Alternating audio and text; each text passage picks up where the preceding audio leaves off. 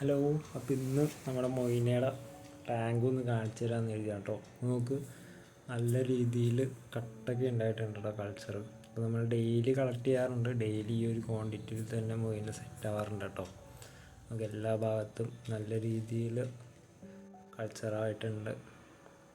പിന്നെ നമുക്ക് ഒരു നേരം ഫുള്ള് കംപ്ലീറ്റ് എല്ലാ ഫിഷസിനും നമുക്ക് ഒരു മൊയ്ന തന്നെ നമുക്ക് കൊടുക്കാൻ പറ്റുന്ന രീതിയിൽ കൾച്ചറാവാറുണ്ട് കേട്ടോ ഡെയിലി.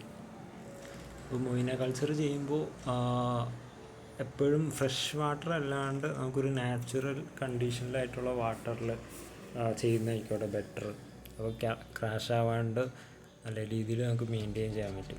അതായത് ഈ വാഴയിലേക്ക് ഇട്ട് അല്ലെങ്കിൽ ആൽഗെ വാട്ടർ, പിന്നെ ചിലവർ പപ്പായയുടെയൊക്കെ ഇല ഇടാറുണ്ട്. അതും നല്ലതാണ്. നമ്മളിവിടെ വാഴയില, ഉണങ്ങിയ വാഴയിലിട്ട് നല്ല രീതിയിൽ ഇൻഫസോറിയ കൾച്ചറായിട്ടൊരു ടാനിഷ് വെള്ളത്തിലാണ് ചെയ്യുന്നത് കേട്ടോ. അതുകൊണ്ട് ഈ ഒരു ക്വാണ്ടിറ്റിയിൽ നമുക്ക് ഡെയിലി കിട്ടാറുണ്ട്. ഇപ്പോൾ ഒരു സ്കൂപ്പിൽ തന്നെ ഇത്രയും കിട്ടി കേട്ടോ നമുക്ക്. പിന്നെ 2 ഫ്രിഡ്ജ് ബോക്സിൽ നല്ല രീതിയിൽ കിട്ടും. ഈ ഒരു ക്വാണ്ടിറ്റിയിൽ നമുക്ക് ഡെയിലി കളക്ട് ചെയ്യാൻ പറ്റും കേട്ടോ.